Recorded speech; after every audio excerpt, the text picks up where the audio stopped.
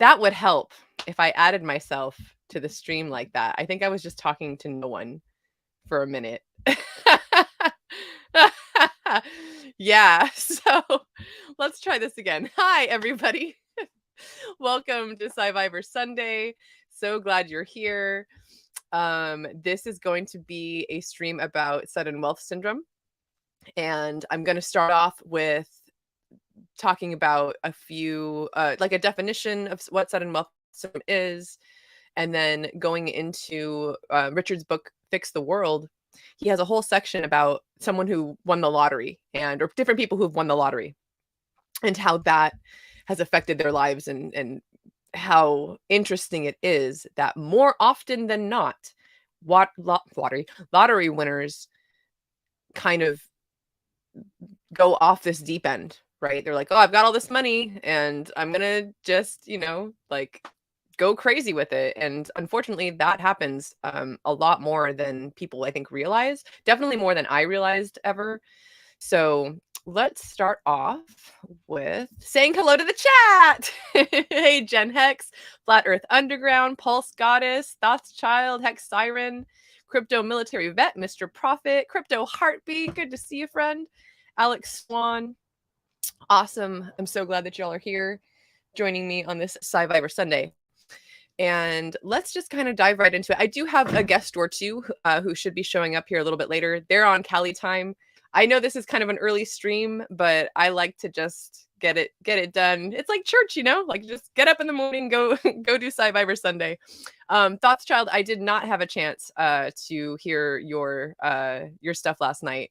I was sleeping and then I woke up and had to do a bunch of stuff and then get ready for this stream. So yeah, I will check it out though, for sure.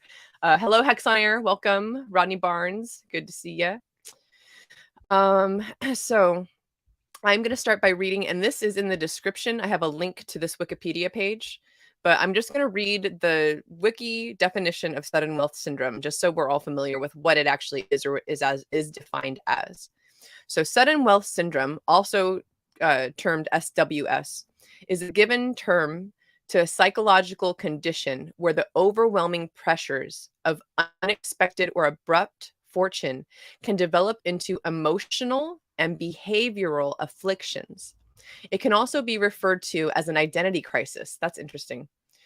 The term sudden wealth syndrome was coined by practicing wealth psychologist Stephen Goldbart. Did not know that. He is co-founder of the Money, Meaning, and Choice Institute. As he noticed a great increase in symptoms related to gaining a large influx of wealth unexpectedly or abruptly. Excuse me. I just totally downed a breakfast sandwich right before I started this. So apologies if I got anything in my teeth or I burp. That might happen. So yeah, I was going to say, I'd be interested to find more about this guy who coined the term sudden wealth syndrome and his institute, the Money, Meaning, and Choices Institute. Sounds interesting. Let's see. So yeah, I'm going to read another paragraph or two about this. A subcategory of abnormal psychology, sudden wealth syndrome is often diagnosed by analyzing common symptoms, changes in relationships, and causes.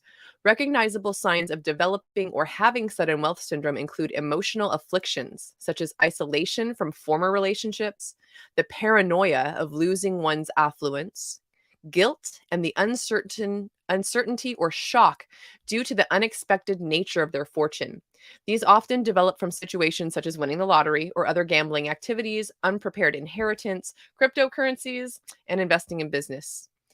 The sudden influx of challenging emotions can cause an individual to adopt self-destructive behaviors, which include distancing oneself from relationships. Concomitantly, I've never heard that word. Concomitantly, a person with sudden wealth syndrome may notice a change in destructive behaviors, include excessive and hasty spending and inappropriate decision making. So I'm just going to kind of put that there. I'll go into, there's another paragraph talks about treatment, but I want to talk about what Richard says, or what Richard talks about in Fix the World about that. Bit Finesse, Rodney Barnes, Hexographer, welcome y'all. Thanks for joining once again. Good to see you here.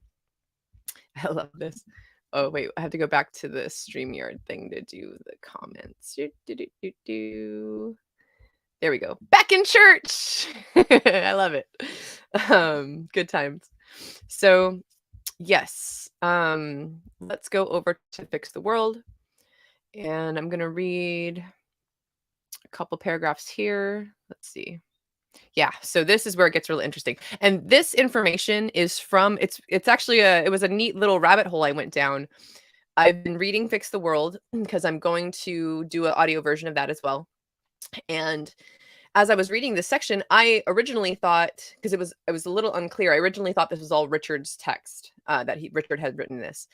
What it actually is it was a post on Reddit, and I reached out to the guy who posted it on Reddit because I was like, "Hey, I'm gonna be like using this, and there's this book that has this in it, and I just wanted to give credit where credit's due." And he told me that he actually found what he posted on another forum. It was like an AR-15 forum. So that's where this originally came from many years ago. This is like a almost 20-year-old kind of article. And I'm post really, because whoever posted this originally may have gone through sudden wealth syndrome themselves. I'm thinking I'm not going to read the whole thing. You can find it in Fix the World, but it's a good like 2-page document on what to do and what not to do if you win the lottery, basically. And although this is talking about winning the lottery, I think that it's also possible that this can happen with Pulse and Hex, like getting those gains in crypto in general, of course. But of course, we know that, yeah, our bag's going to get pumped real quick here. So, and that's part of the reason I want to do this stream. And I'm sure this subject will come up again multiple times. There's actually a couple other guests that I'd like to have on to talk about this topic. So maybe in another month here, we'll go over it again. And if anyone who does watch this wants to come on and talk about sudden wealth syndrome, if you've been through it and you have some advice, please hit me up and let me know about that. So here, I will quickly read this little section here.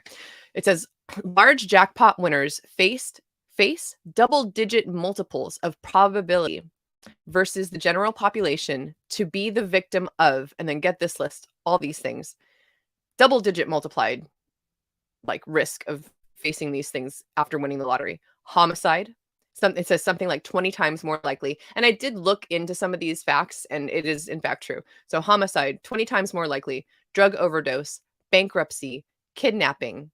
And then it says triple digit multiples of probability versus the general population to be convicted of drunk driving, victim of homicide instead of causing homicide, at the hands of a family member. It says 120 times more likely, like someone's going to come kill us. That's terrible, man. Like some of your family members are not, real family. That's why we're creating our own little Hex fam. We take care of each other, right?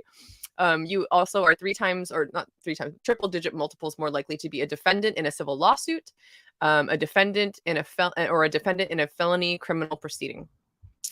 And this paragraph's really good. Let me check something real quick. Just want to make sure you guys can hear me fine and everything. It's all good. Just want to make sure. I had a little beep in my ear thing, so that might not work.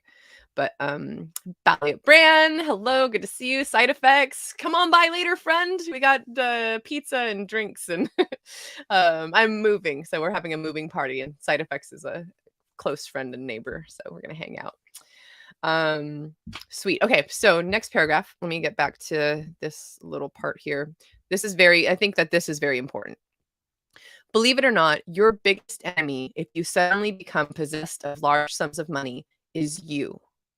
At least you will have the consolation of meeting your fate by your own hand. But if you can't manage it on your own, don't worry. There are a number of willing participants ready to help you start your vicious spiral. There are a number of willing participants ready to help you start your vicious downward spiral for you. Mind you, many of these will be friends, friendly neighbors, or family. All that was in quotes like that. Often they won't even have evil intentions. But as I'm sure you know, that makes little difference in the end. Most aren't evil, most aren't malicious, some are, but none of them are good for you. No one coming to you after you have accumulated all your wealth is going to really help you, like and we'll go into what you really should do in a minute here, but I do need to do one thing. I need to send a link. I wish I had some background. Do I have background music somewhere? Oh, wait, never mind. Hold on. Here's what I'm going to do. I'm going to add, hold on one second. Let me go into the private chat. Thanks for your patience, everyone.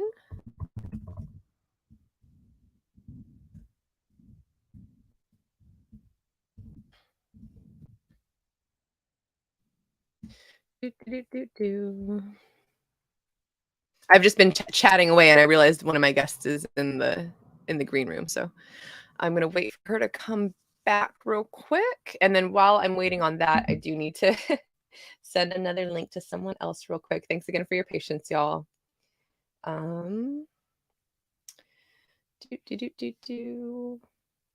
Talk amongst yourselves in the chat, huh?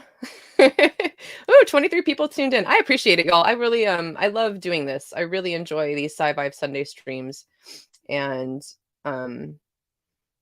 just building more of a foundation for us to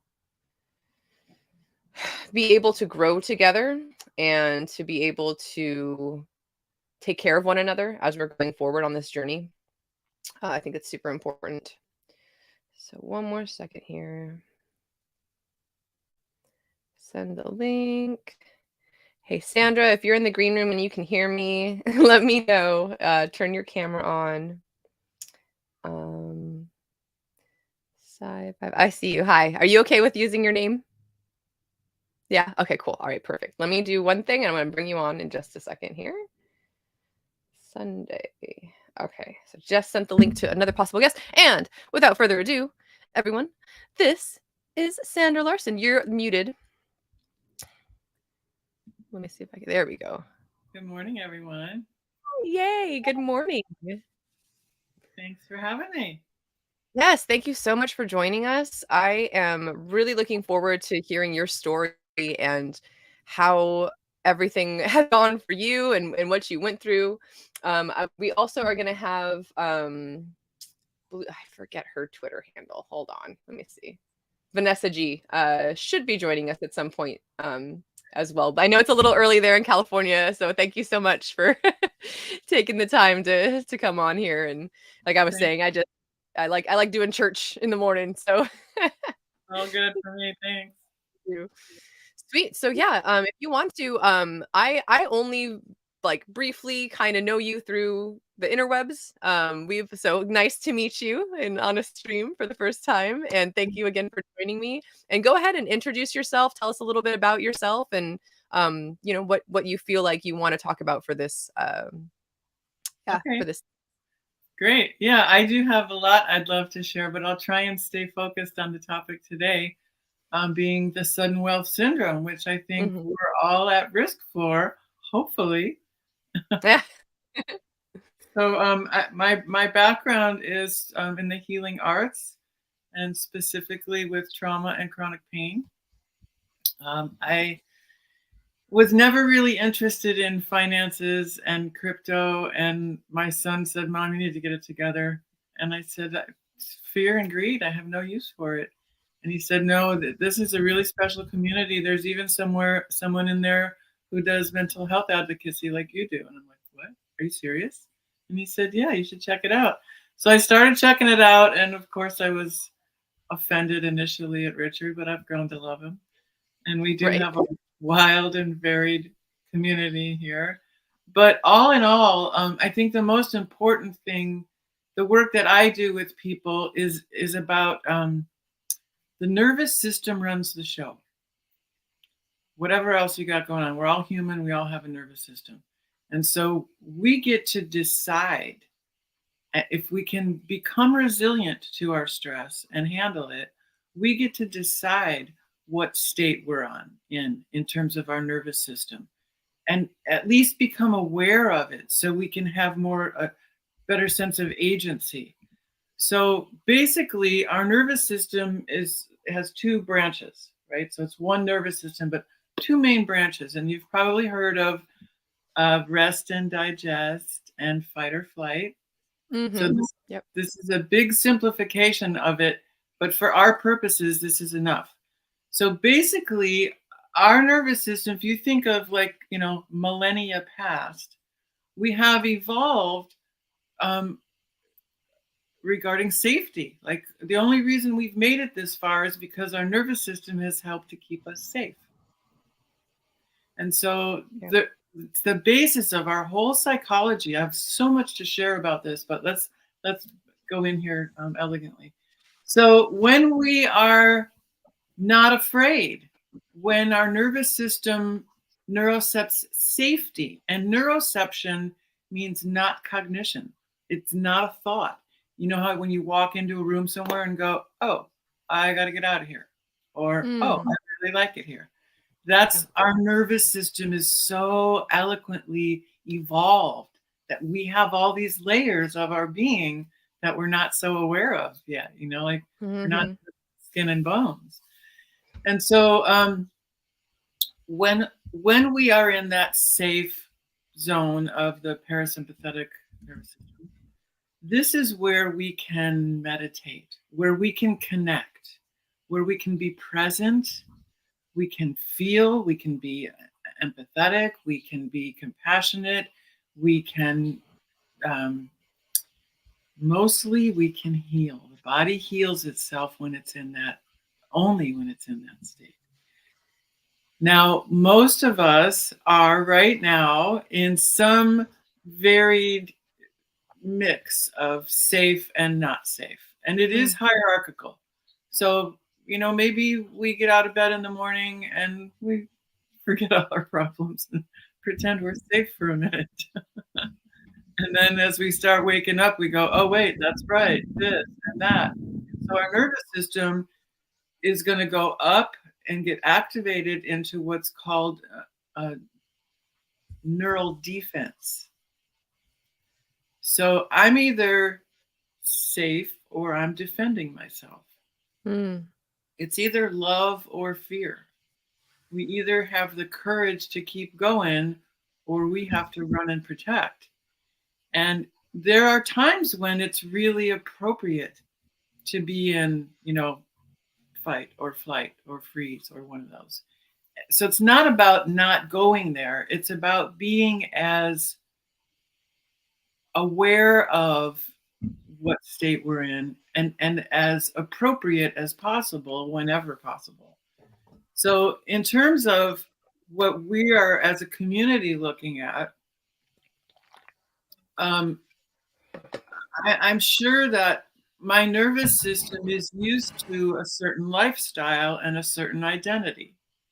And when that's threatened, whether it's a positive threat or a negative threat, it's a threat. And so we might not even realize that the nervous system is reacting to it, where we just might not even notice we're acting a little funny, but all our friends and family notice it. And boy, isn't he being a jerk lately? And look at that. You do one little thing and he goes off on you. And so, and you might not even notice yourself that you're doing it. But the Mhm. problem is that okay, wait, let me do it this way. Okay. If water were stress and the glass was my resilience. Mm. So if I can't do anything about the amount of stress in my life, I can get a bigger container for my stress, and then I have more room before I go into overwhelm. Mm.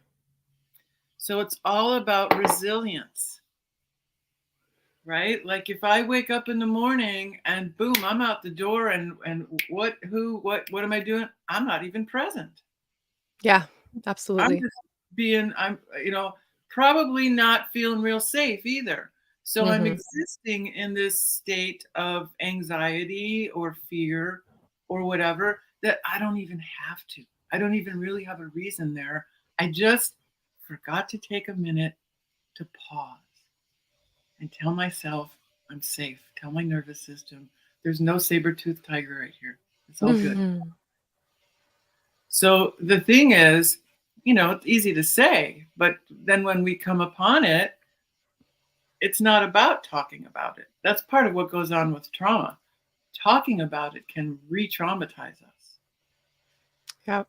So a lot of our mental health care is about talking about it or about pharmaceuticals. And Mhm. I don't want to negate or minimize anybody's anything. I'm just saying we need to open up to other opportunities as well. And we are, and there's some really exciting Mhm. things going on in terms of mental health in this country. So one thing that's really important to realize is that trauma is, I mean, honestly, realize that if you looked at your MetaMask and it says you've got $10 million, it's going to be traumatic. And so is the Yep. response of the people that you tell. And so learning now to just shut up. Yes. Yep, Stop that's one of the points in the I was just reading Fix the World, and when they go into what to do and what not to do, that's the number one thing. Yeah, and it's a sign of maturity, right? Mhm. Yeah. It's like, okay, so but what about me? Not about my money. I'm not trying to get you to like me because I have money. Right. Let's talk about things or issues or something. And if they bring it up and ask about it, say, yeah, I'll talk to you about that another time, not right now. Or I'm working on it. I'll let you know when I come up with whatever, or I gave it all away or whatever. It's already gone. But the thing about keep bringing it back to the nervous system, right? Mm. Like when I notice myself, um, when I know I'm going into or that I'm in fight or flight, like maybe it's just a little bit, maybe I'm just a little anxious and I don't really know why. And then I something else happens, I get a big bill from the IRS or whatever, and I'm not as rich as I thought I was, or whatever the way it goes. The thing is that our nervous system is always responding to our environment. And so if we can prepare, if I can share some things with you guys and help you prepare for this, what does he say? We're becoming millionaires in slow motion. Mhm. Yep. So there are things that we can and should be doing right now and every day. And they might seem like they're not effective or they're no big deal, or you can write it off and go, I don't really need to do that. Or you can start having a sense of, wow, I have this incredible nervous system that's doing a really good job of protecting me. Maybe I could work with it. And maybe I can find some little secrets and way to hack my nervous system so I can be more resilient to my stress and be more present. Because when we're present, some jackass comes up to us and says, you need to give me $1,000 right now or my baby's going to die. You're not going to go, oh my God, here. You're going to go, whoa, wait a minute. Who are you? Can we talk for a minute? Right. And come back to being present rather than going, oh my gosh, that guy just totally lied to me and I got scammed again. So it keeps going back to the nervous system runs the show. How present can we be? And one of my pet peeves is when people say, oh, you just need to meditate. Because people who are in these activated states of neural defense can't meditate, Mm. and so they go, I tried, I can't do this, I'm no good at this, I quit. And that really upsets me because the truth is whatever your nervous system is telling you it needs in order to feel safe, even if it's staying curled up in a little ball all day, we need to honor that and do it and be more connected and more in relationship from within ourself. Mhm. And that's the way to prevent the whole syndrome of losing your perspective on who you really are because now you're that person, only you're rich. I was fortunate. I got to work in, I mean, I didn't grow up with money, but I got to work in a 5-star private club when I was 18. And it was like, there's all these like really rich people who think they're better than you. And, they live in this whole other world and whatever. And I'm just me, you know. Okay, I'm your cocktail waitress. Here I come with your drink. And if you're playing a game with me because you think you're better than me, than you got because you got money, I don't play that game. And there were people playing that game, and I got in big trouble because I wasn't. But it's like it's not my nature to think somebody's better than me because they have money. I Yeah. mean, God lives in each one of our hearts. We're all equal. Men, women, black, white, all of us. Hmm. So, but the thing is, okay, let me get back to what can we do about this. So let me just give you a couple pointers here. And I love, Sandra, just real quick, I love that you're talking about cutting it off before it even starts. Like that. I didn't even think that that's where we would go, but that is such an important thing because that's really what this is for. That's why I wanted to do this stream because I know that it's coming and it is important for us to be like, okay, how can we prepare for this? So please continue. Yes, good, good. Thank you. I'm so glad. Mhm. I get going, and so stop me anytime. But so yes, the work that I do, I've been doing it for years, and it's really important for everyone. Whether you're going through sudden wealth approaching your life, or you've had a traumatic experience, or you've got PTSD, or you can't sleep at night, or you're always depressed, or you're always anxious, thinking like, what's wrong with me? I've tried the pills, I've tried the procedures. There's something wrong with me. I'm here to tell you that it's not that there's something wrong with you. It's that you need to be introduced to your nervous system in a new way and start working with your nervous system. You know, it's like the child within. You know, we've got the Mhm. what is it, child, adult, parent. So thinking of Mhm. ourselves as children just waking up from a nap. You know, we're sensitive and we cry easy, and there's nothing really That's right. wrong, but everything's so new and fresh. And it's like, what? He's looking at me, you know, Yeah. things like that. So if we can just be tender with ourselves and to honor the temple. I mean, if you don't have a healthy body, I don't care how much money you have, you are not wealthy because you probably already spent it. You just don't know Yep. yet. So it comes back to again the nervous system. Um, Let me try and get some of this out to you. So the nervous system runs the physiology. The the vagus nerve is one of the 10 cranial nerves. Vagus meaning traveler, because it attaches to all of our systems, right? That's digestion, circulation, immune, all of it. The vagus nerve, when there is any kind of danger or threat sensed, it's the vagus nerve that flips the switch that everything instantly goes into mobilizing for an attack or back into safety. So, like if you think of a herd of antelope or whatever out in the savannah, and they're just standing there chomping, and all of a sudden they all alert, and then they all either go back to chomping or they all run. So it happens like that, and it has to. It's life or death. So if we can understand that ability is an asset, then we can learn to, for one thing, breathe. I mean, so many of us, the breath is a big part of this, and there's a lot of different breath work that people can do. What I teach people about the breath is in terms of being a personal trainer and with Pilates, my background, that I think we need to, let's try, can we try an exercise? Absolutely. Yes. Yes, Okay, let's do please. this. This one is from Heart Math. So basically, if you put your hand on your heart, and I'm going to talk you through. So you're going to just breathe for now. So Okay. when you inhale in through your nose, let your, let's see, how does this work? Let your belly expand, your rib cage expand, and your shoulders lift. And on the way down, the shoulders come down, the rib cage comes in, and the belly comes in. On the inhale, the belly expands, the rib cage expands, and the shoulders lift and expand.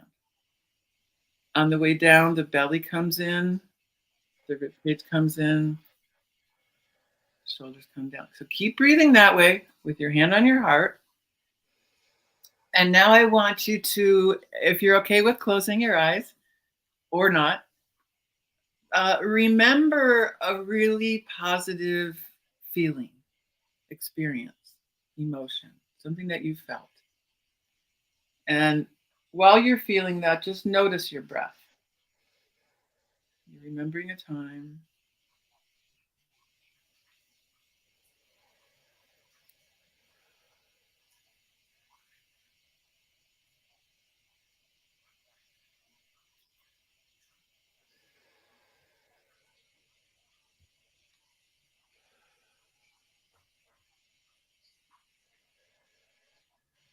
At least 6 breath cycles. If you can do it for up to 3 minutes, it's really helpful. It's really effective. And what it's doing is it's creating internal coherence between the brain and the heart. Okay, so tell me what you notice from doing it. I feel very calm, Yeah. like super peaceful. All of a sudden, like I'm just like, oh, I'm done streaming and I'm in a forest by a lake. Like, like Yeah. it took me because I have started to realize the benefits and the strength of our mind. That fact that when you think of something, your body experiences those emotions, whether or Yeah. not it's actually happening to you, your brain reads it as though it is. Right. Mirror neuron. Yeah. So yeah, I feel great. So the thing is, if you so say there's a set of twin girls, they need to get their wisdom teeth out. Go to the dentist, get their wisdom teeth out. One girl goes off to play. The other girl is like, "Oh my god, they were coming at me with masks on and the instruments, and they hurt me and they were torturing me." And maybe sits and cries and just keeps thinking about it over and over. How could Mm, you do this to me? And all these thoughts. And so over time, more thoughts about it. So a larger percentage of the thoughts are about it, and it's becoming a bigger issue. And we're telling our nervous system that it's not okay and it's not going to heal mm, and it's a big problem. So the more we awaken to the significance of our internal uh, our internal dialogue. Yeah, okay. yeah. Um, so the more we are aware of that, just even the choice of our words is so significant to our nervous system. For example, I got a bunch of examples, don't I? So when our self-talk, I hear it all the time. I do it too. Still, it's like, oh, I'm so stupid. I da da da. It's like, no, Mm, stop. yeah. Whenever you catch that, say, cancel, cancel. I'm on a big learning curve today. Or whatever it is, that child within, protect it and stop and say, Mm, okay, now we're going to try it this way. But to always be your own best friend, always know you got at least yourself to count on, rather than, oh, you're so stupid. Oh, you never do anything right. I mean, what good is that? Who is ugh, that? And we all that do. that yeah, and it's really hard for me to be around people that do it very openly and are very self-deprecating. I had a roommate that was like that once, and it was just such a drag. It was such a drag because it's just like, man, like, it's hard to be around someone who doesn't see their own worth. Like, especially as someone who's just positive, like I just have that, like mental stability or ability to just really stay on the positive for most of my life. It's and I'm feeling more and more like, gosh, I'm so fortunate to have that kind of outlook because to firstly, maybe many of those people have experienced some kind of trauma, right? Or maybe they weren't safe as children, so that's how this self-talk, the self-deprivation talk began. But like it's just the hardest thing for me is like, it's like how do you be around someone or express love to someone who doesn't love themselves or doesn't think highly of themselves or doesn't think anything of themselves? Like that is just such a Big hard person, like I get along with tons of people, like all sorts on all types. Personality type is the hardest for me to be around. It's just like, man, like you're gonna put yourself down. Like I I don't know what it is. I can't be around that. It's just real hard to watch. I totally hear what you're saying. And one thing that helps me with it is to realize that there there's nothing wrong with them. Mm, It's that their nervous system has a glitch in its hard drive. There's just a glitch there. Like yeah. maybe they had an evil stepmother, or maybe not, or maybe whatever. But that's the way that they're adapting to the trauma. There's in the hierarchy, it goes, safe, rest and digest, and then fight or flight, and then that's I can fight or I can flee. That's just danger. But when it escalates to where there's a real life threat, right? Like you're about to get hit by a Mack truck, that's a whole different place where the nervous system goes, and that's called freeze. And that is Mm, where I can't think. I can't feel. I'm numb. I can't connect with you. I've got that deer in the headlights look. My whole my whole nervous system has now switched to keep me from feeling being eaten alive by the saber-toothed tiger. It's called a freeze state. So maybe I'll be lucky and come out of it. Maybe not. It's supposed to be an acute thing, not long term. So if I'm a baby and I have a primary care provider who beats me, I'm in a freeze state all the time. I don't even know what that green zone is like. I'm just only always existing in this, and it's true in primates too. It's like when there's a victim and a victimizer, the victim will go over to the victimizer afterwards and plead and preen and plead, please forgive me, let me back in the group. oh, Right? This is yeah. appeasement, it's called. Mhm. And it's disgusting. And especially women do it a lot. It's like, I'm sorry, can I say something? It's like, no, own it, own your space. Yeah. Just stop apologizing for being. But Yes. I'm saying this because I want to help you with it in knowing that it really is from a trauma and it's not a choice.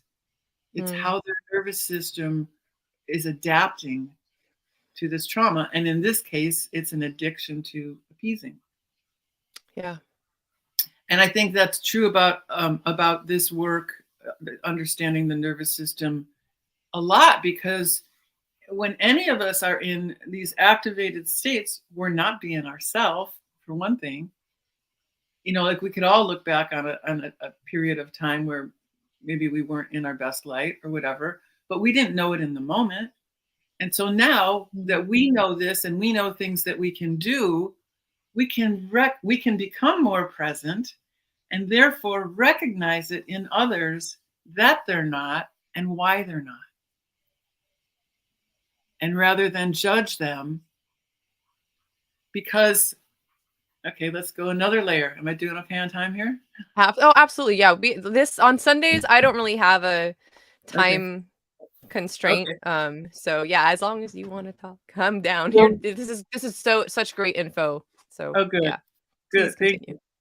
So I was talking before about the different levels of our being, right? We're not just skin and bones. We've actually got this electromagnetic um, Field? circle around us, or Circle, okay. toroidal sphere, or whatever you want to call it. So what happens is, right, it's like our birthright. We're meant to be radiant beings with the chakras lit and all these different Mhm, things going on, and just we have that potential in there to integrate all of our gifts and to awaken to states that are more profound in our ability to deal with the world, to impact the world, as opposed to it's all too heavy. It's all impacting me. I can't shine. I can't radiate. It's all too heavy. Mm. So most of us are somewhere in between there. But when we realize that it's our birthright to be and to have this space and to connect with other people, that's why we're here. Our heart. Have you ever taken an anatomy class? Mm-mm. No. Okay, well, I have several times, and they teach us that the heart is a pump, Okay. right? And then it pumps the blood throughout the body. Well, in fact, it's actually 7 layers of muscle tissue that form a vortex. That actually the suction of it is way stronger than the pumping of it for its size. And in the same vein, our heart chakra goes out way further than our other chakras or any of our electromagnetic field. Our power comes from our heart. And the more we have courage and do what it takes to stay present and healthy in these bodies, the more fun we can have. That's how we get to wake up to our higher power within us that's always there and guiding us, that we're going, Mm-hmm. huh? What? I didn't hear you.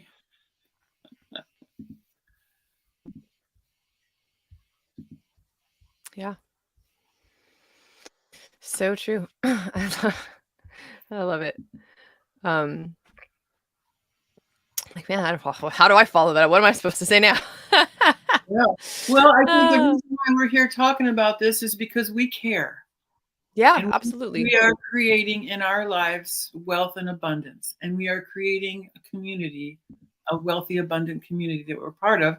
And so we just want to hear our from our community to share amongst us, because I've said this before. I think one of the most important things that Richard has done so far is beyond financial, which I will always be grateful to him, but beyond the financial, at a time when we were at our worst, we were all in the global lockdown, right?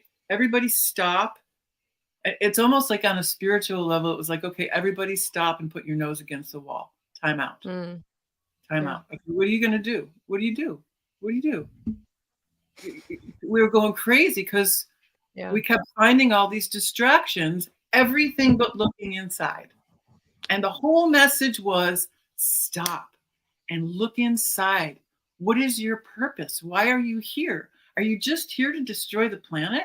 Or are you here to evolve into some level of consciousness that maybe could go somewhere beyond destruction?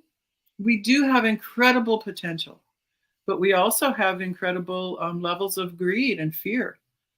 And so, what inspires me is that, it's the duality and the unity, right? Okay, so if our Mm-hmm. brain is 2 hemispheres, and historically, I mean, they've pretty much wiped out any essence of a matriarchy ever having happened, Right. right? But we know there have been matriarchies and Mm-hmm. patriarchies throughout time. And so when we've been operating from one side of the brain more than the other, like we've evolved strengths from those sides, right? Like creativity or the physical world or whatever. But this is the first time that we have evolved to the point where the hemispheres have a thicker connection between them. And it's the first time that we're operating out of both hemispheres at the same time. So it's like we're going left, both, neither, right, both, neither. It's like this whole newfangled, right? Like they say we've got 12 strands of DNA and we're only using 2 of them. So it's like all of a sudden all 12 of them light up. Wow. I didn't even know that. I hadn't even heard that yet. Ugh.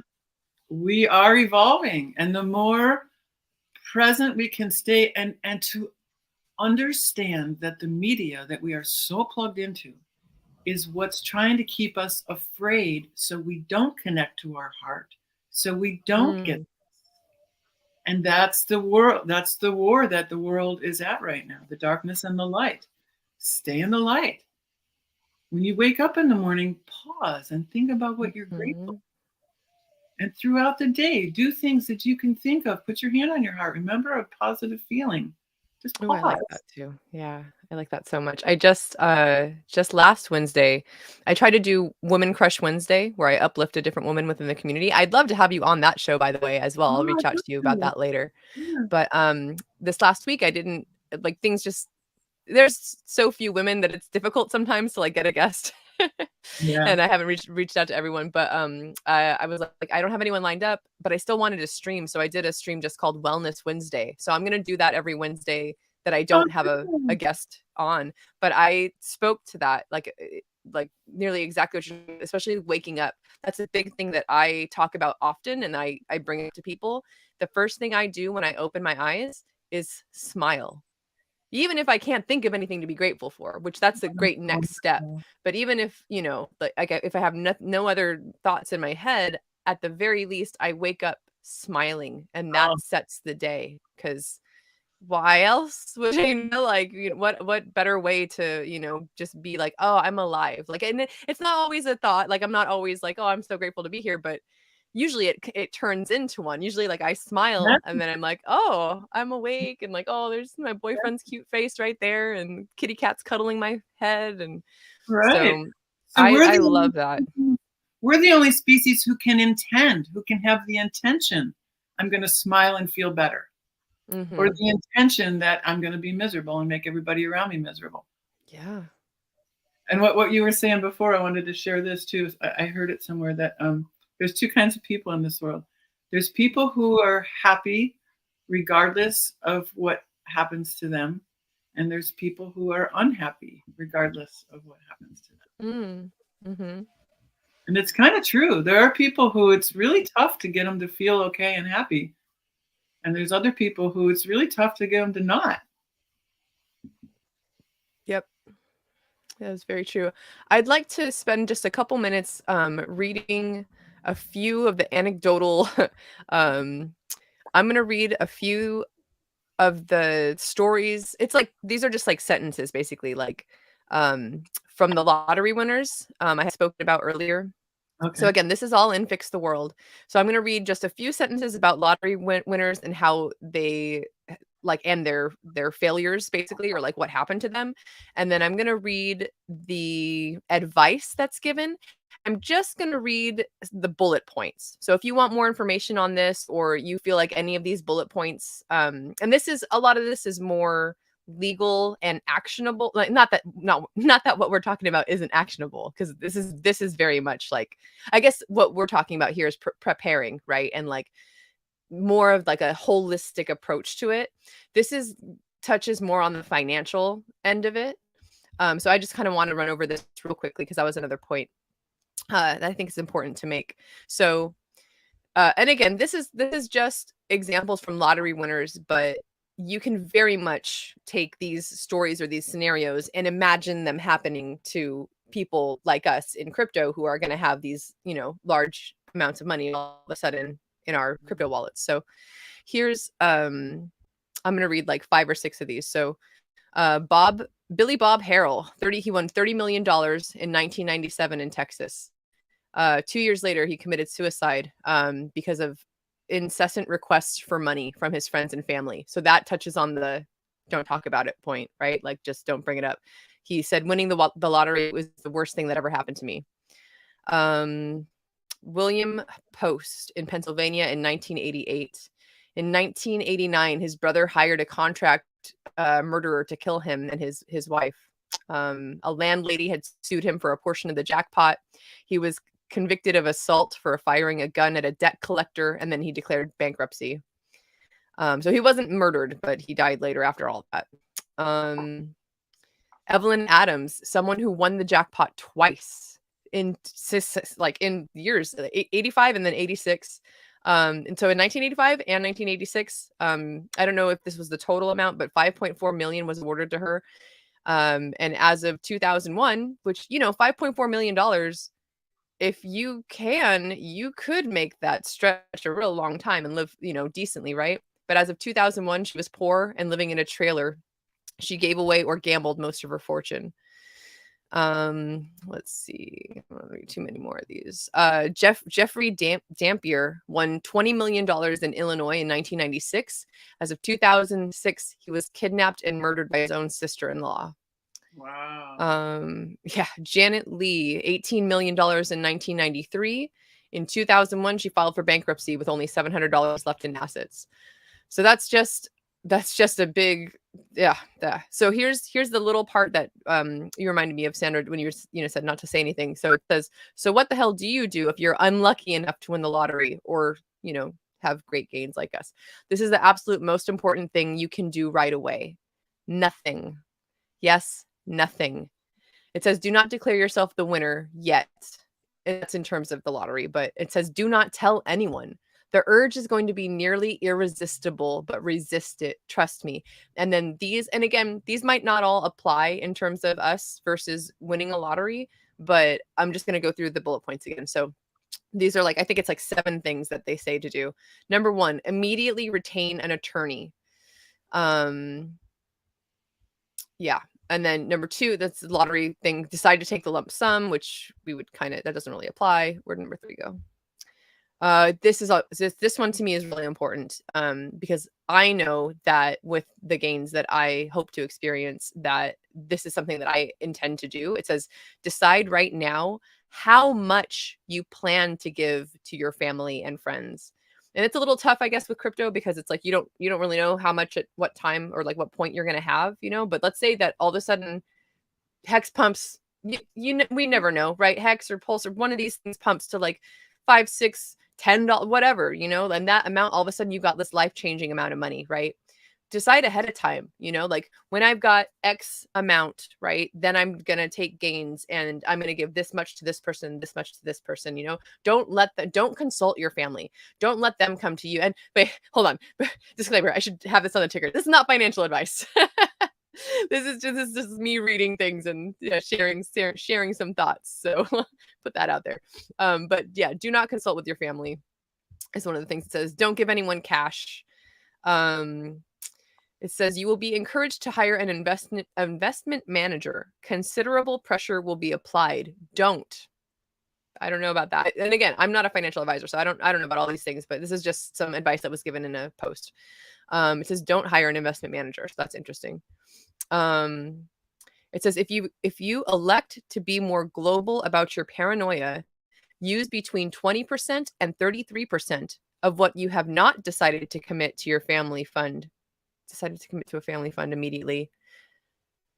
To purchase a combination of longer U.S.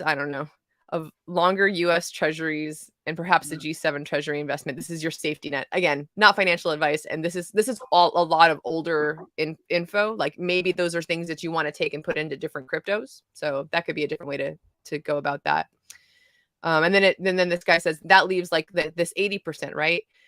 And then they kind of talk about where to put that and what to do with it, S&P 500 and junk like that. Sorry, I should have probably reread this and or gone through this first, but I thought there was gonna be a little more better information. And then the last thing it says, put a safety net in place. So yeah, these are interesting too. Change all telephone numbers and ensure the new ones are unlisted before going to claim your prize, again for the lottery. But that's an interesting thing too, if you all of a sudden decide that you're going to go out and tell everyone that you've got all this money, probably not the best idea to do so. And if you accidentally do, you might want to change your phone number.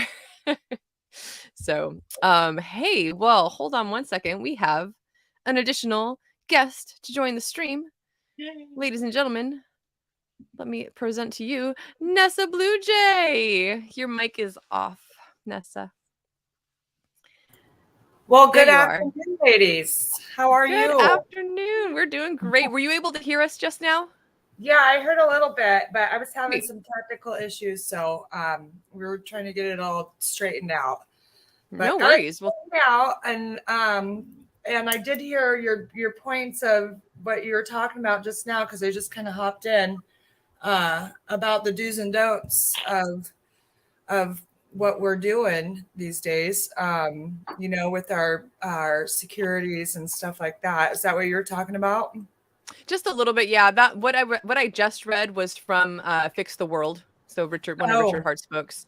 And it was mainly pertaining to people who've won the lottery and what to do and what not to do. But there's definitely some points in there, I think, for us in crypto gains.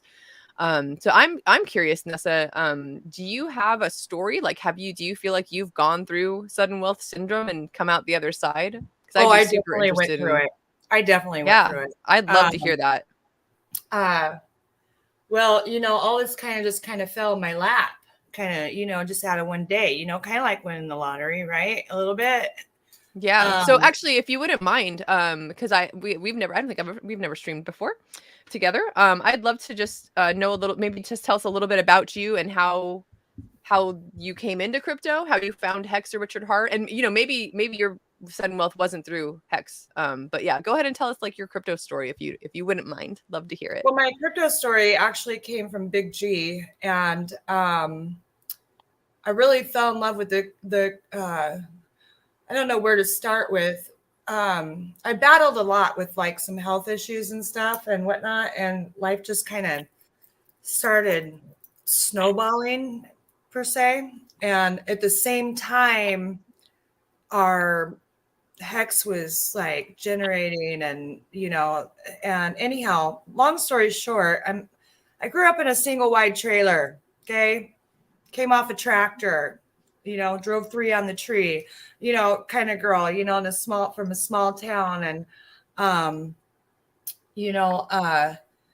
then all of a sudden one day I'm living in a 13,000 square foot mansion and indoor swimming pool and this beautiful ocean view, and I definitely went through it. I went through the whole sudden wealth syndrome big time, like before we moved into this house, because we were closing in like 60 days. And me and the man just looked at each other. And because he came from kind of the same light, I mean, we're both definitely rags from riches stories, like no joke, And all of a sudden I'm, my man's buying me a Tiffany ring. You know what I mean? Like things are happening like all around me. And I'm like, my mind's boggled, right? So it was sudden. It was for you. Sudden. Like, whoa, like that. Like one day and then the next day and then the next day within like 7 months. Wow. 7 months, all of a sudden. And me and him just looked at each other. It was like, who are we? Like, what is happening here? Like, okay, like, but he's got the smarts, right? With like the security and don't say this and don't say that and make sure you do this and make sure you do that, because he's followed Richard Hart for years. Gotcha. Years and years. I didn't start following him or watching his stuff until like about 8 months ago or so. But for me, it was definitely sudden. Not for him so much, because he's not Big G for no reason. Like he's always been Big G or go home. You know what I mean? Like, so he's always said that he's going to make it big and make it, and take care of the family and take care of us. And I'm just right there, not per se riding his tailcoat or whatever, but I'm following along. I'm listening. I'm educating. I'm listening to what he has to say. I'm listening to what you do and you don't do. And, you know what I mean? Like, and I hear him talk all the time with our friends, because we've onboarded a whole lot of friends. I've onboarded a whole lot of sisters. You know what I'm saying? I've onboarded teenage kids that aren't even my own blood children that are working at JJ's and, putting all their life savings into it. No joke. And we're showing them, and, he'll take the time out to, again, do the do's and don'ts. And, you know what I mean? But yeah, it was very sudden. And I had anxiety before we closed, and before we moved. I was walking around. I was just like, and then when we got into the house, I was just like, into the mansion, I mean, our Hex mansion. And I was just like, I mean, it's like, it's an unexplainable thing if you're somebody like me, because I'm kind of an empath, right? Okay. So yeah. I feed off other people emotions. Like big time. So like my kids, my adult children, they didn't really realize what was going on, because I'm not saying that I didn't have great things in our life. Like when I raised them, I'm not saying I didn't have the new car or a nice house. I'm just saying we just went a billion times up that, from what we were before to what we are now. And my grown children, daughters, I have 3 grown daughters, they were just kind of like, I think they're going through it right now. So they're just kind of like, they want mom and dad to pay for everything or something. That's not going to happen. Like, I mean, we came from nothing. That's not going to happen. You're going to have to Yeah. work for it. You're going to have to do your own. You make money, right? You make money. You work for the DOD. You do this, you do that. You're doing all these jobs. Do what my adopted children are doing, putting their money where it's supposed to be. You're out there Yeah. just spending money, and you think I'm just going to bail you out all the time.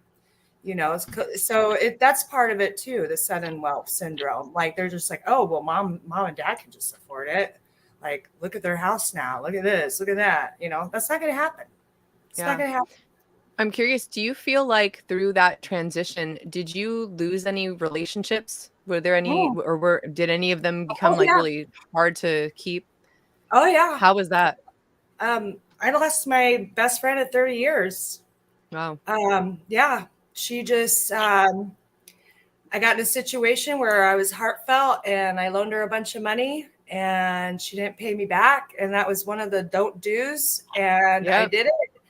And it became a problem. It became an issue. And it was kind of crappy. And she took 30-year friendship. And because I haven't changed. My life status of what we have is stuff. Yes. But me personally have not changed. I don't think I have, but they think I have, right? They think I have because of what they see. But we have a lot of good friends, though, too, that are proud of us and that are happy for us and that they're here and they're willing to help us out and be there for us. They're not upset about anything. They're just like, wow, you guys made it. You made it, and then every time Big G's like, yeah, Richard Hart all day long. Like, if you want to know about it, if you want to do it, if you want to do the same thing, pay attention, get on there. But yeah, I went through the sudden will. I'm not going through it as much, like the anxiety part anymore. Now it's kind of settled because, like I said, it's only been like 6-7 months, but it's nice to be able to just hop a plane and fly first class to Maui for 2 weeks or do whatever, Yeah. Honestly, I'm curious too. Just from, like you're saying, the anxiety is less, because that's a lot of what Sandra was talking about before you joined, was how we can keep our systems, like our nervous systems, from even going to that point of anxiety. Like, how do we manage it before it's an issue, right? So are there tools that you feel like you had beforehand that helped, or is there anything that you learned throughout this process that you feel like you want to share? Like, hey, like, as you guys are coming into this wealth, like, here's something that I learned through my own experience of how to stay calm and be chill and, like, and not like give all the money away to your family and friends, because that's a huge thing. And I'm glad you mentioned that, because that is a huge no. Like, don't just give, or in more in terms of loaning money, right? Like, yes, if you're going to give a gift, right, like, that's something give it a you want to gift, think right? about Like my beforehand. man bought his best friend of 30 years a brand new car, Right. Yeah. Because he made it big, and they've known each other since they were 15, and his family really needed a new car, so he bought him a new car. I mean, that's a gift, right? Yeah.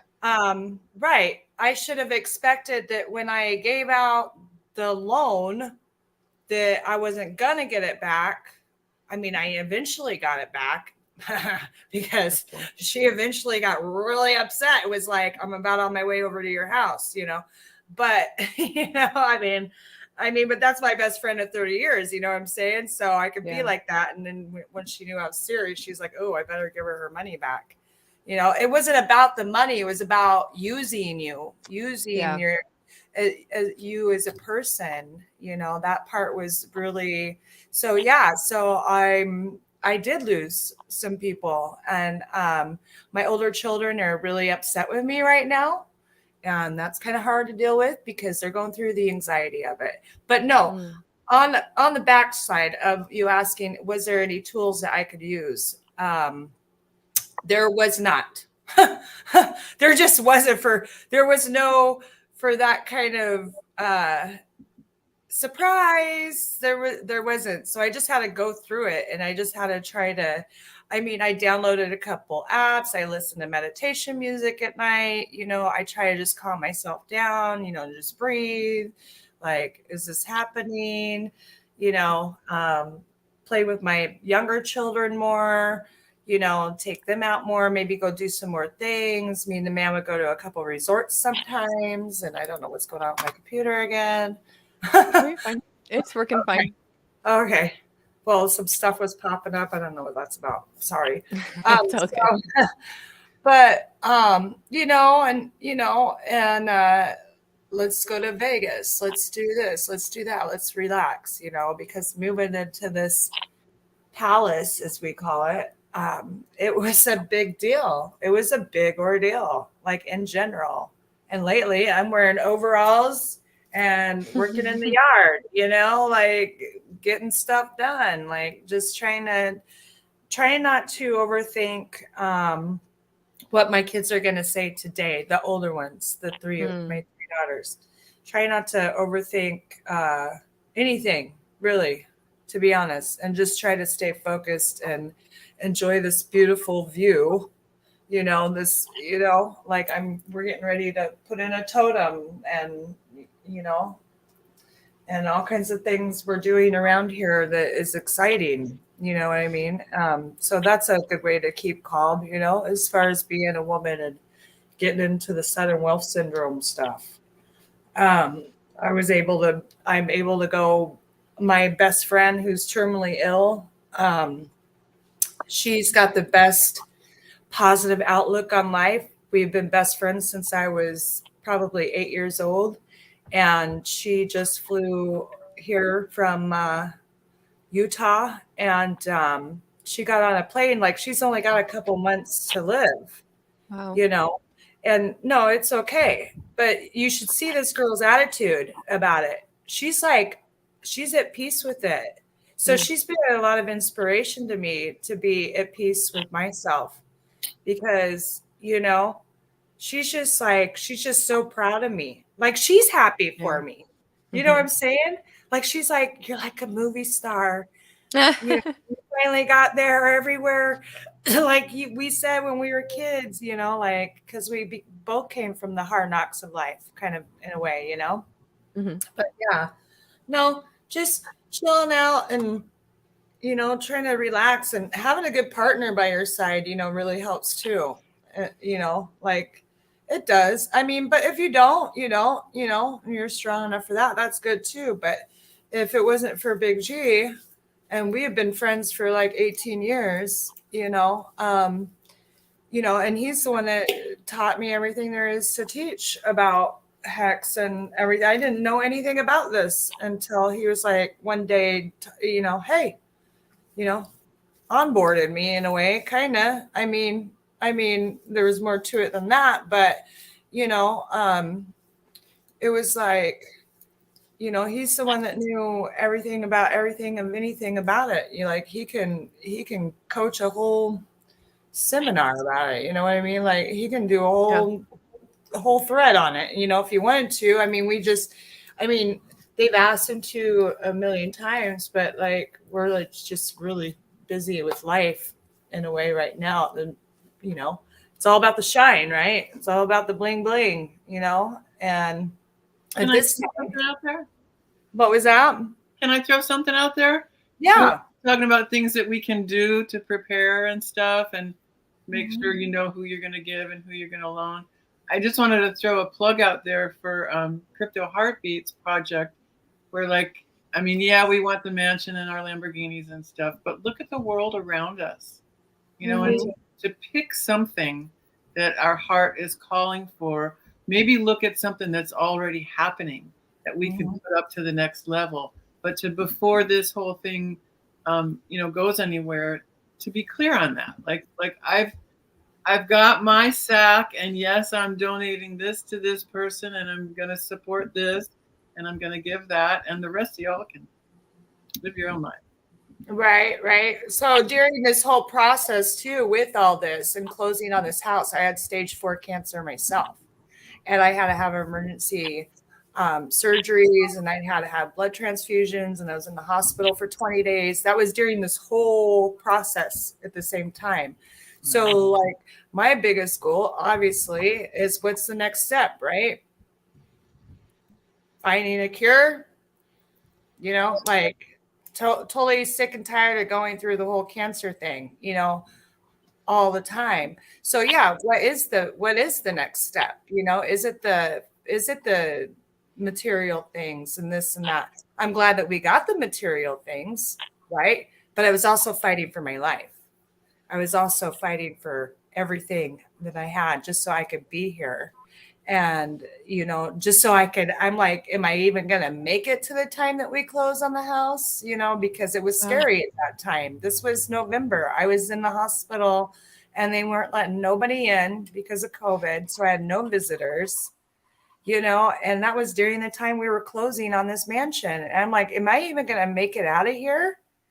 I was in there for almost 20, I think 18 days I was in there, you know, and had emergency surgeries here and blood transfusions and 24-hour IV penicillin and all this and that. So that's a really big factor for me too, you know, like I don't want to give to the wrong people. You know what I mean? If I'm going to give to somebody, I want to give to somebody that's going to cure my problem, you know, so I can actually enjoy our sudden wealth.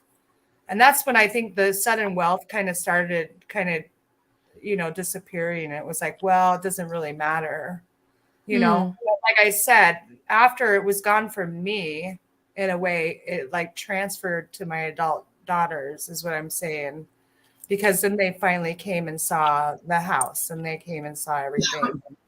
And they don't know how to process because it's a whole different generation than when, obviously, that's all. And I never let them go without. I mean, they had it good. They had all the nice things and all the good things. It just wasn't like this, is what I'm saying. Like I made it big by the time I was 25 to support them, you know, with their career and everything. They never went without like I did. Like I lived in a trailer with half dirt floors and 12 pots all over the house collecting the rain. And, you know, like, I mean, it was total trash. I ain't gonna lie. I mean, my mom still lives there to this day. She won't leave it, you know, and I get like a little PTSD when I go there because I'm like, you know, when I set foot on that property, I'm just like, so I already have anxiety as it is. So if you're a person that already kind of has anxiety, and I don't even drink coffee anymore, you know, like, like I had to stop drinking coffee because I was having so much anxiety all the time. But now I'm just trying to switch to tea and, you know, go to Maui. Yeah, for sure. So I have kind of a follow-up question to that is, let's say, you know, like I kind of mentioned earlier, like for like, so you've been through it, right? But and this, you don't have to like disclose like, you know, any of this if you don't want to, or like how this goes moving forward. Basically, let's say that you still have hex, right? Like, and let's say that it goes up again, right? Like it does another 100x. Let's just say that happened, right? What Like advice or like what do you think you would do differently? Yeah, like moving forward, like if you're going to see a whole new iteration of this you know, life-changing wealth again to like this next level, how do you think you would, moving forward, like how would you do things differently if you would at all? I don't Or is think there there's, is there I anything don't you'd think there's change anything that I would do differently, to be honest. I mean, I know that we have big plans because we got big plans. We do. I mean, for our family in general, like my husband would like to buy his sister a house. On the other side, we'd like to buy some other more properties and stuff. Um, but I don't see us. I mean, we think about it, and we think about, he thinks about the numbers, and I just listen to him and I just watch him, and he's just like, oh my God. Oh my God. You know, we're just like in shock kind of. Mm-hmm. I don't think that I wouldn't do anything differently, like at all.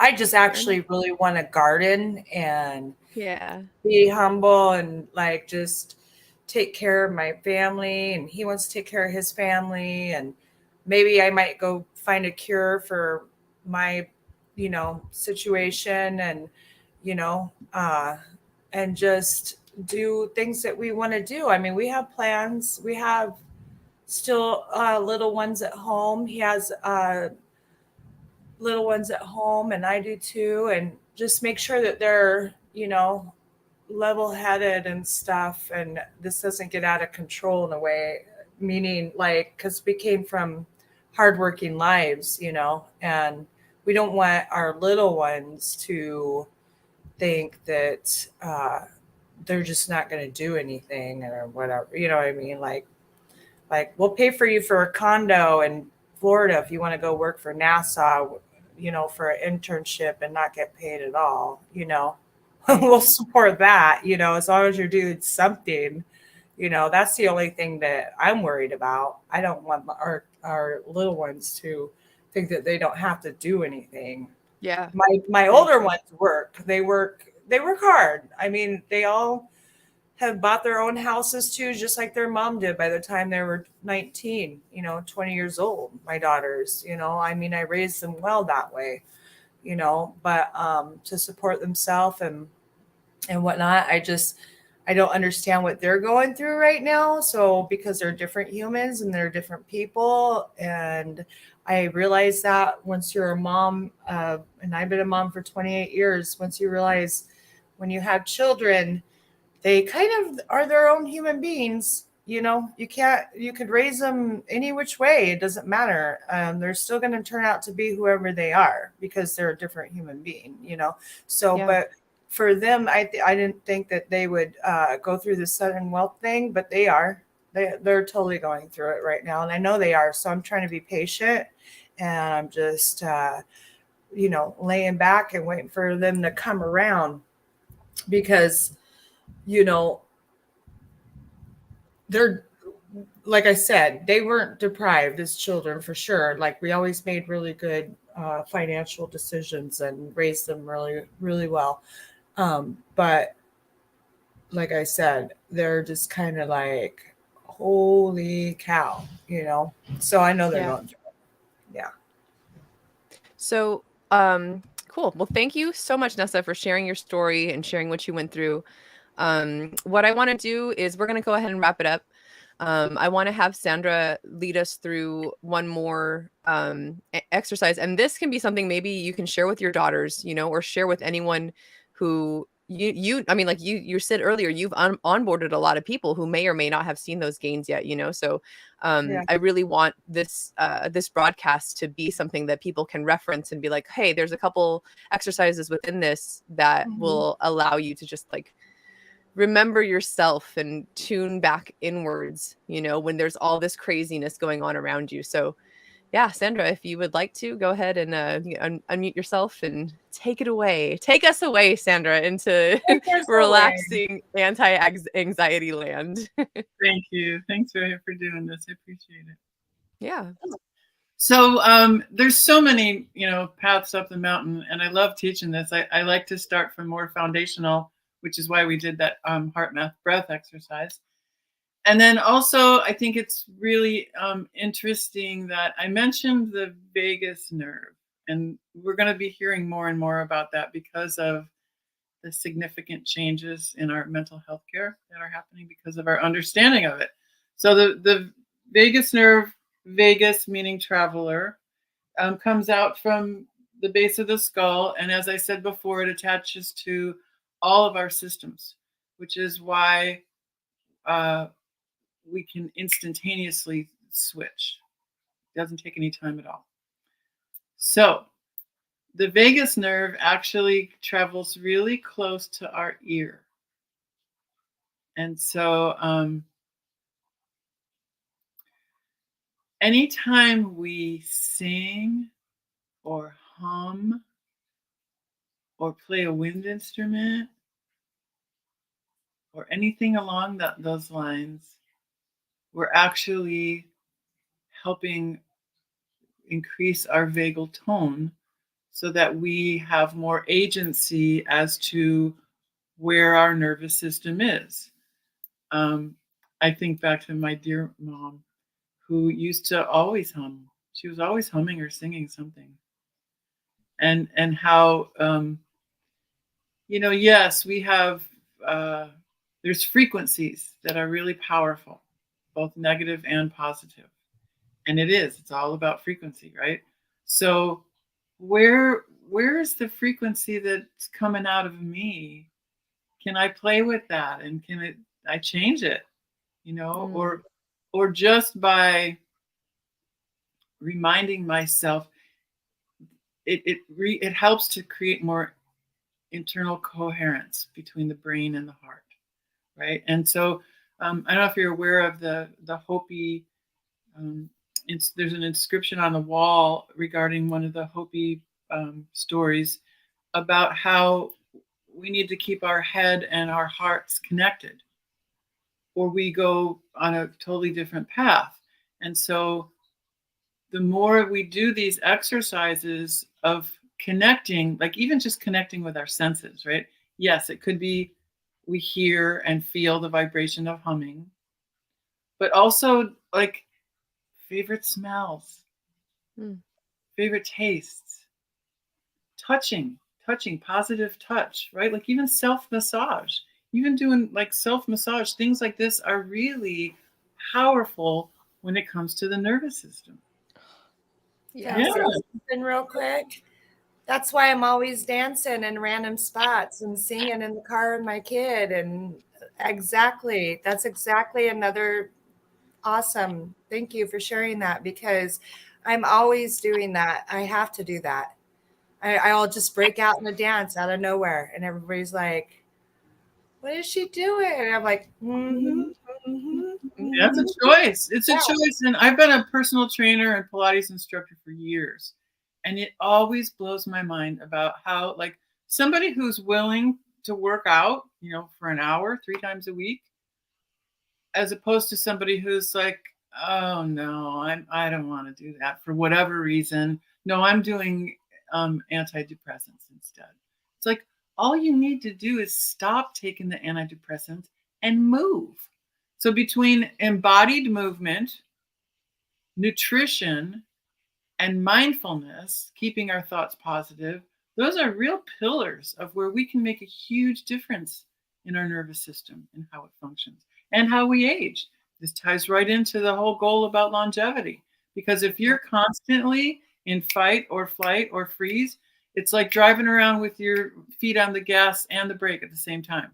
So you're going to wear everything down. All your symptoms that you're having, that you're taking pharmaceuticals or over-the-counter things, are leading to more dementia. Sugar and indulgence in alcohol and all these things that we're doing it because we're in this activated state that we're not okay. We're inflamed. And so the more we work on this, it's really cumulative. And it's amazing. Like you saw how we can calm down. We can calm ourselves down. And there's so many incredible rewards when we do it. Like, people don't realize. And you're in charge of your own actions, All these long-term degenerative diseases are because they were left in these activated states for decades. If we right now take charge of where our nervous system is and teach our children that, we can start to make some impact on how crazy our lack of mental health care is in this country. Yeah, Richard does talk on that several times, because he mentions, I think he just mentioned this in one of the streams, that his mother has schizophrenia, and the fact that mental health is not part of our healthcare system is Crazy. it pun intended, it is crazy. Like it's just especially with the And I last couple relate to years that. of what we've gone through. Yeah. I relate to that. My brother has schizophrenia. I've been dealing with it. He's 15 years older than me, and I've been dealing with it since I was a little girl, watching that go on. Well, the Dalai Lama says that if we start teaching 7-year-olds how to meditate, we'll have world peace within 10 years. And that's why my boys get meditation music every night before bedtime. So, Susie Q's here. It's all about things that we can do. Yes, absolutely. Because one of the definitions of trauma is that I can't do anything about it. That's traumatic. Yeah. So even if we do little things about it, do something every day towards it, that's keeping our nervous system functioning in a totally different way than I can't. I think that's why the sudden wealth syndrome became so strong on me, because of all that, going through trauma narrative and stuff for the last 3 years before all this came about, trying to relax or learn to relax. I mean, downloading the app, getting on there, listening to the music, humming the music. I'll break out in a dance and I'll sing, just like what you're saying. Thank you, Sandra. I really appreciate it. I really do. Because people think I'm crazy sometimes when I just start breaking out in a dance and song. More power to you. I wish more of us would break out in a dance and a smile and a song. And, we have to be aware that there are evil forces that are in alignment to keep us from doing that, so that their little game can play out. And so we need to remember that the only thing more powerful than fear is love. We got them. We got this. Absolutely. We just got to walk through the steps, but we got this. We can do this. That's why we came here. I love it. Thank you. I wanted to address one comment real quick, and then we'll kind of end it there. But it was crazy, Bitfinesse. You mentioned I posted these already, but you said that you feel warm and safe when you massage your chest with pressure. It puts you to sleep. As you said that, I thought to myself, oh, that reminds me of a weighted blanket. And then the next comment I see is Hexographer talking about weighted blankets. And it's tough for me. I want to see if I can find one that's a weighted blanket, but it's cooling, like a cooling blanket, because I overheat easily. And the blanket I have now, it's too warm for me. But I love, weighted blankets are. Well, my son's so autistic, and the weighted blanket has helped him so much because he has nervous leg syndrome and stuff too, along with his autism. So the weighted blanket is definitely, but I know what you're talking about. I wish I had one too that didn't heat me up because I'm the same way. It's interesting how Native Americans always wrapped their babies up in the papoose and kept them. That felt kind of weighted, right? Yeah, like a hug. We burrito them. I did that to my son. My son's native. I did that to my son when he was born. I kept wrapping him up. And then when he always loved it. And when he got a little bit older, he'd go, Mom, would you wrap me? And so when I'd put him to bed at night, I'd roll him up in his blankets. And he still, as an adult, loves being wrapped up like that. My son, I have to burrito him every night. I gotta burrito him. He's like, Mom, you need some burrito. See, we just topped this tree off over here. There's my blue jay. There she is on the top. You can't see her. So we just topped that. We're turning that into a totem. Nice. Yeah, we just had it cleared, but my blue jay just landed on the top of it. Where are you, Nessa? We're in the Pacific Northwest. So am I. Oh, you are? Yeah, similar views. Well, we could talk. You could message me, and I'll tell you. Remember, we were talking about the do's and don'ts. For sure. Well, I want to. You can have my email. My email. You can get it from. Because I don't have yours. You can get it from SJ because she just emailed me today. Yeah, so I'll make sure we can all connect. Yeah. If you all want to, I'll put it in the description if I haven't already, but go ahead and shout out what your Twitter handles are. And then, and thank you both for joining me. This was really great. Lots of great information. Nessa, thank you for sharing your story. Sandra, thank you for all of your tips. I would definitely love to have each of you on separately if you're ever up for it on my Woman Crush Wednesday stream. Sure. That's something I love to do. So thank you so much. And okay, You're so I see welcome, girlfriend. you there. And yeah, appreciate you. Thank you so much. Have a good rest of your Sundays, everyone. Keep on You SciViving. too. Okay, bye-bye. Bye.